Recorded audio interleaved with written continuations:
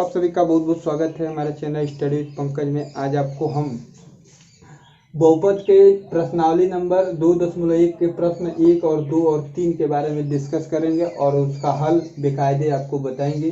प्रश्न आपका यहाँ पे लिखा हुआ है, चलिए देख लेते हैं। प्रश्न आपका एक क्या कहता है, निम्नलिखित प्रश्नों में निम्नलिखित व्यंजकों में कौन कौन एक चर में बहुपद है और कौन कौन नहीं, और कारण के साथ अपने उत्तर पुस्तिका पर कारण भी बताइए। ठीक है, प्रश्न नंबर 1 ये है, 4x² - 3x + 7 y² प्लस कड़ी में 2 t कड़ी में t, ऐसे कुछ सब 5 क्वेश्चंस हैं और इसमें आपको चेक करना है। पहले आपको क्या चेक करना होगा, बहुपद है कि नहीं। उसके बाद ये वह समझेंगे कि एक चर वाला बहुपद है कौन।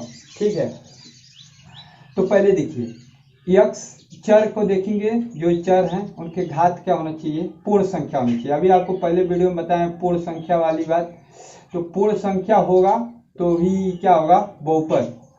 तो ये इसका घात 2 इसका घात, ये तो पूर्ण संख्या है, तो इसका लिख देंगे बहुपद का। देखिए आपको एक हम लिख कर आपको बता देते हैं, ठीक है, और उसके बाद उसी क्रम में आपको लिखना होगा सभी। देखिए यहाँ पे चर सभी इस बीजीय व्यंजक में ये चेक करेंगे कि कितना चर है, यक्स केवल मात्र एक चर, तो यह एक चर वाला बहुपद है। ये एक चर वाला है, मतलब एक चर वाला बीजीय व्यंजक है।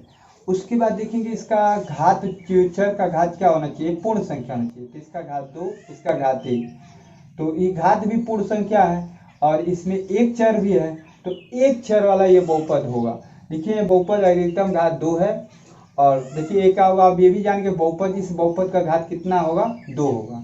जो एक चर वाला हो, जो चर का घात पूर्ण संख्या है इसलिए बहुपद है। ठीक है, तथा इसमें चर x है तो एक चर वाला बहुपद है। पूरे बहुपद में चर कितना है, 1 है, मतलब x है, तो यह एक चर वाला बहुपद होगा। अब इसी प्रकार से दूसरा लिखना है, जैसे y के घाते 2 और कड़ी में 2, तो y के घाते 2, तो इसमें अधिकतम घात 2 है और y का घात क्या है, 1 2 पूर्णांक है, पूर्ण संख्या, पूर्णांक नहीं होना चाहिए, पूर्ण संख्या है। तो पूर्ण संख्या इसलिए यह भी क्या होगा, बहुपद होगा। बहुपद तो होगा, बट आपका पूछ रहा है कि एक कौन कौन एक चर वाला बहुपद, तो यह भी एक चर वाला बहुपद है। तो पहला हो गया, दूसरा हो गया। अब यहाँ तीसरा चेक करेंगे, 3t, तो t देखिए घात कड़ी के अंदर आ गया, तो t जो है, t को अगर हम कड़ी से हटाएंगे तो ये कड़ी के घात में, ये t के घाते 1/2 हो जाएगा। तो घात जो होगा इसका पूर्ण संख्या नहीं है। पहले तो बहुपद पहचानेंगे ना, तब ना आप पता करेंगे कि ये एक चर वाला कि दो चर वाला बहुपद है। तो यह देखिए इसका घात 1/2 हो गया, इसलिए बहुपद नहीं है, यह बहुपद नहीं है। आप इस तरीके से लिखते जाएंगे। पूर्ण, अगर घात पूर्ण संख्या होगा तो बहुपद होगा, नहीं होगा तो बहुपद नहीं है। जब बहुपद ही नहीं होगा तो एक चर दो चर वाला बहुपद कैसे पहचानेंगे, है ना। जब बहुपद नहीं होगा तो कैसे पहचानेंगे कि एक चर वाला है कि दो चर वाला है। पहले तो बहुपद देखिए, ठीक है। अब ये दो, आप इसी तरीके क्रम से आपको सब पहला और दूसरा लिखते जाना है। अब चौथा क्या करना है, चौथा देखिए, चौथा है आपका x + 2y के घाते 2/y है। अगर y ऊपर रहता, कुछ संख्या नीचे रहता तो बहुपद कहा जाता। अब हम y को नीचे करेंगे, मतलब एक इस क्रम में करेंगे, तो ये हो जाएगा x + 2y के घाते -1। ठीक है, जो घातांक पड़े ही हैं तो यह -1 हो जाएगा। तो घात इसका, इस चर का घात है, 2 चर है, x 1 y, लेकिन इसका घातांक क्या है, -1 हो गया। ये तो बहुपद नहीं है, लेकिन इसमें चर कितने हैं, 2 चर है। आप पूछ कितना रहा है, एक चर में बहुपद, तो यह तो एक चर में बहुपद नहीं है, तो एक चर वाला, यह भी बहुपद तो है लेकिन एक चर वाला नहीं है। ठीक है, क्यों, क्योंकि x y 2 दिया है, लेकिन बहुपद ये नहीं है। बहुपद क्यों नहीं है, क्योंकि घात माइनस में। ठीक है, अब दूसरी बात आती है, पांचवा। आप देखिए यहाँ पे x की घात 10 है, y घात 3 है और t के घाते 5 है। ठीक है, तो x के घात 10, y घात 3 और t की घात 50 है। तो आप समझिए एक्स वाई टी क्या है, एक्स वाई टी देखिए एक्स और वाई और टी हो गया, ठीक है। तो एक्स वाई टी आपका 3 चर आएगा इसमें, ठीक है। बहुपद तो है लेकिन चर कितने हैं, 3 है। पूछ कितना रहे, 1 चर में बहुपद। तो यह 1 चर वाला बहुपद नहीं है लेकिन 3 चर वाला बहुपद है, ठीक है। इस तरीके से आपको कारण के साथ इसको बता देना। अगले प्रश्न की ओर चलते हैं और अगला प्रश्न क्या कर रहा है उसको देख लेते हैं। तो देखिए आपको जो दूसरा प्रश्न है, दूसरा प्रश्न पे देखिए ये कह रहा है निम्नलिखित में से प्रत्येक में एक्स स्क्वायर का गुणांक लिखिए। तो आपको एक्स स्क्वायर का गुणांक क्या होता है, गुणांक वह होता है जो चर होता है उसके आगे जो अचर पद होते हैं वही गुणांक होता है। जैसे अब मान लेते हैं, जैसे देखिए 3x स्क्वायर ऐसा कुछ दिया होगा तो एक्स स्क्वायर का गुणांक क्या होगा 3, ठीक है। अगर क्यूब होता तो एक्स क्यूब का मतलब एक्स की घात 3 का गुणांक क्या है 3 है। तो इसी तरीके से आपको किसका चेक करना है, एक्स स्क्वायर का गुणांक बताना है। तो लिखेंगे एक्स स्क्वायर, इसमें हल में आप क्या लिखेंगे, हल में ये लिखेंगे कि एक्स इस बहुपद में, पहले ये चेक कर लें बहुपद है कि नहीं। तो ये चारों बहुपद है, ठीक है, क्योंकि एक्स की घात 2 एक्स की घात 1 ये भी बहुपद, ये भी पूर्ण, सभी पूर्ण संख्याएं हैं। तो पूर्ण संख्या इसलिए सब बहुपद है। और जब हल करेंगे तो हल में क्या लिखेंगे, हल में आपको क्या लिखना होगा, इसमें भी, इसमें सब में हल में क्या लिखना होगा, इसका एक्स स्क्वायर का गुणांक, एक्स स्क्वायर का गुणांक यहाँ पे एक्स स्क्वायर के क्या है आगे गुणांक, कोई है, कोई भी संख्या नहीं दिख रही है तो इसका क्या होगा आपका 1 होगा। जो नहीं कुछ भी देखेगा तो आपका 1 मान लिया जाता है, ठीक है जी। अब दूसरा, अब इसमें लिखिए कि एक्स स्क्वायर का गुणांक, एक्स स्क्वायर का गुणांक क्या है, एक्स स्क्वायर का गुणांक इसमें देखिए, इसमें कुछ दिख नहीं रहा है, 1 मान लेंगे। तो इसके आगे का चिन्ह देखते रहेंगे, इसमें प्लस है तो प्लस को दर्शाते नहीं है, प्लस को दर्शाते नहीं है। और इसमें क्या है, इसका -1 होगा, क्या होगा -1 होगा, ठीक है, -1 होगा।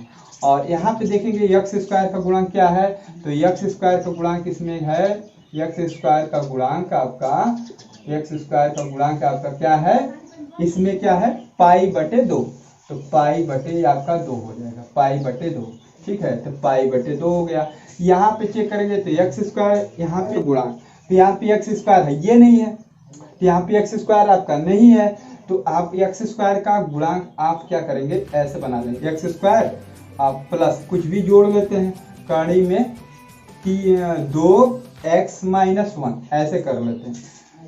तो ये है। अब इसका एक्स स्क्वायर गुणांक क्या होगा, आप लिख देंगे एक्स स्क्वायर का गुणांक क्या है, गुणांक आपका, क्योंकि एक्स स्क्वायर गुणांक तो यहाँ पे कुछ दिया ही नहीं है, तो नहीं दिया तो आप इस तरीके से कोई भी ऐड कर लेंगे। अब यहाँ पे कुछ नहीं, 0 हो जाएगा तो फिर आपका यही आ जाएगा, इसलिए एक्स स्क्वायर को यहाँ पे गुणांक क्या हो जाएगा आपका 0 हो जाएगा, ठीक है। तो इस तरीके से आपको हल करना है आपका दूसरा प्रश्न। ये आपका पहला हो गया, दूसरा हो गया। अब देखेंगे अगला प्रश्न, तीसरा वाला, ठीक है।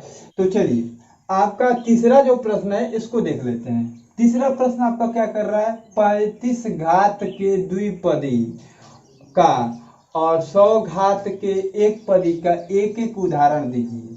तो लिखेंगे 35 घात, हल में लिखेंगे आप कैसे लिखेंगे, 35 ऐसे लिखेंगे, 35 घात के द्विपद उदाहरण ऐसे लिख लेंगे, ठीक है। और दूसरा लिखेंगे 100 घात के एक पदीय उदाहरण, ऐसा कुछ है, ठीक है।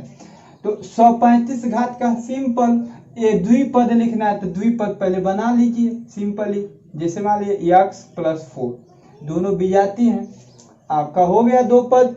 अब जब 2 पद हो गया तो 35 घात चर में लगा दीजिए, बस का बात खत्म, एक उदाहरण हो गया। दूसरा अगर देखिएगा तो y की घात 35 ऐसा कर दीजिए, इसमें कोई दूसरा घटा दीजिए, जोड़ दीजिए, जो मन करे वो करिए। एक दे रहा है 100 घात के एक पदी है, 100 घात के एक पदी है, तो 100 घात एक पद पहले बना लो भाई। एक पद बना लिया, ये ऐसे बना लिया, ऐसे बना लिया, ऐसे बना लिया, चाहे आप ऐसे बना लीजिए,